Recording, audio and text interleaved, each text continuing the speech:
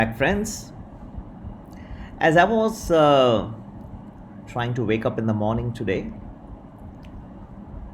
the thing that I was missing the most was President Donald Trump's tweets.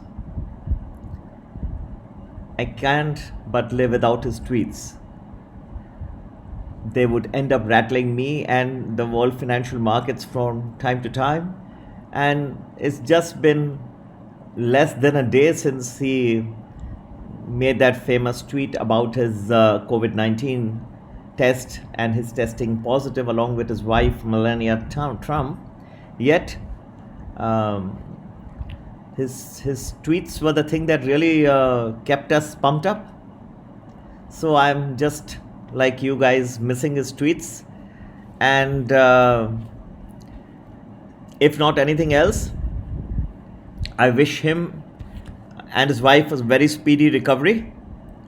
If not for anything else, then at least for his tweets. Friends, that was on a very light note, so please don't take it more than that.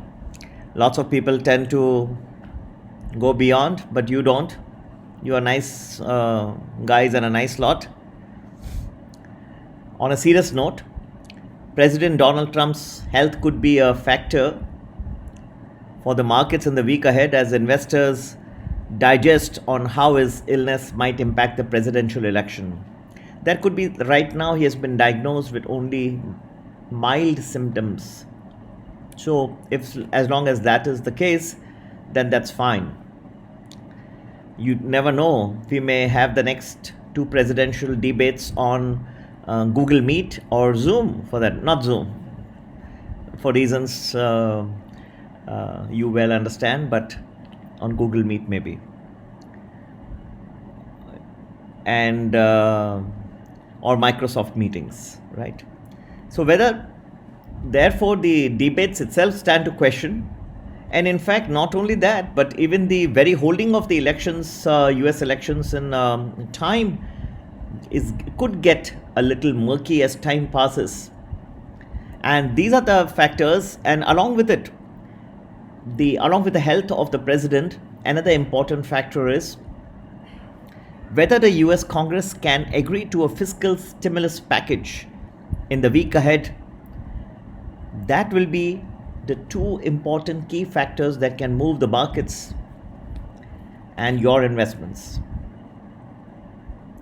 And this will particularly assume greater significance after the weaker than expected September jobs report in the United States of America. Fed Chairman Jeremy Powell is expected to discuss the need for fiscal stimulus to stop the economic recovery from faltering. Now, one of the important factors is that the market was helped nicely on Thursday by signs that a stimulus package is still a possibility after House Speaker Nancy Pelosi asked airlines not to furlough workers. She promised either a standalone bill or a bigger negotiated relief legislation that would help the industry. The market is going to, of course, watch health updates from the White House, medical staff, and it's going to watch how the president communicates with the public. Whether he comes back to his tweets from the military hospital where he has been taken in as an emergency measure, that's going to be the key. If he starts tweeting again, the markets will also start twinkling again. Will we see him in the person in the next week in any form? If not his physical presence, I'm sure his presence will be there in the tweets. You can find him in his heart and soul in the tweets that he sends, so we can see him there. Both Trump and Donald and Melania are reported to have mild cases, but as time goes on, how this illness progresses is going to be the key.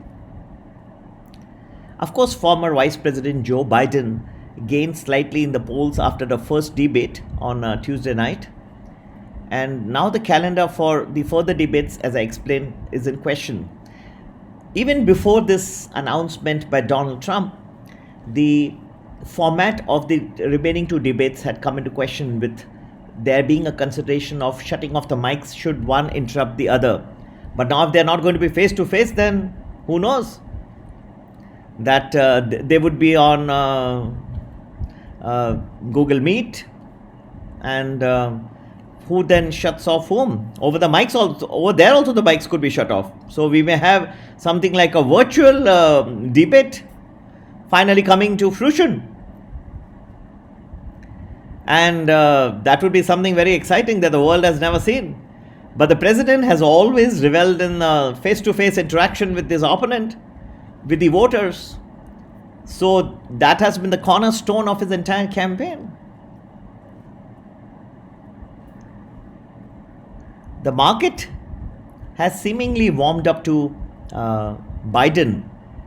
And even though he would raise taxes, it is assumed Democrats would quickly pass a major infrastructure package if there is Democratic sweep of the Congress. Trump, however, is widely seen on Wall Street as being stronger on the economy and much better for the equity markets. Wall Street, for your stock markets in general.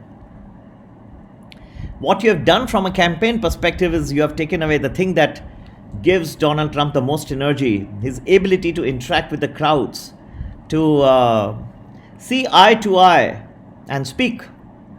The president had wanted to paint the economic recovery of the last 3 or 4 months as the cornerstone of his campaign. And this basically, of course, puts the coronavirus now back as the agenda number 1 on every investor's mind. And it's all the more so because the data is coming in weaker than expected. The market is fixated on the prospect of the stimulus, whether the final thing is going to come or not. To help the business, the unemployed, and the state and the local governments, the House passed a $2.2 trillion package this week, but there is still no agreement with Republicans. Treasury Secretary Stephen Mnuchin has pushed for a $1.6 trillion package. I think that there's an underlying bid under the market because nobody wants to be super short if we get a stimulus approval. But you can't be too long in cases mild symptoms turn into severe symptoms. Sorry to say that. So we are in a tough spot, but overall, we are still pretty constructive on the markets. And the president is now ill. That could hurt the confidence, which it is. As you saw, the market, Wall Street made many attempts to claw back. But even in the last hour, as I had predicted yesterday, it would give up. Again, it would dip into negative territory, which it did, although a little less than what I anticipated. The underlying tone for this month, whether it is this month or November, there is definitely the reinforcement of the stimulus and the form it is going to take will either make or break the markets.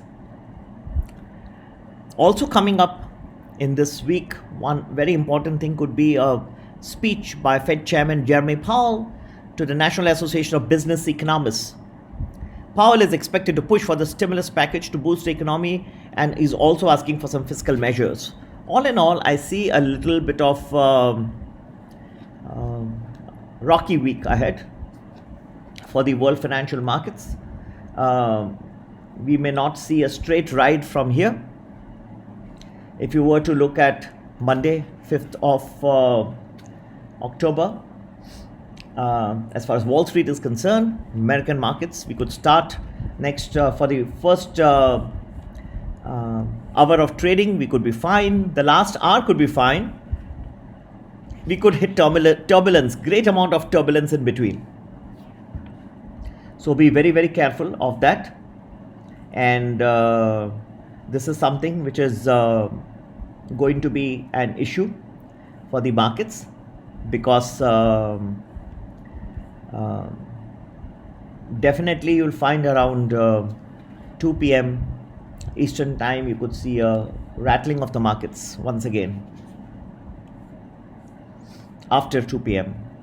Okay, so this is going to be roller coaster ride for the markets on Monday, 5th of October. And on the other hand, we may find another good day coming in the form of 6th of October, Tuesday. So these are my predictions. These are based on lots of my assumptions, but I always like to stick my neck out, give you one prediction or the other. And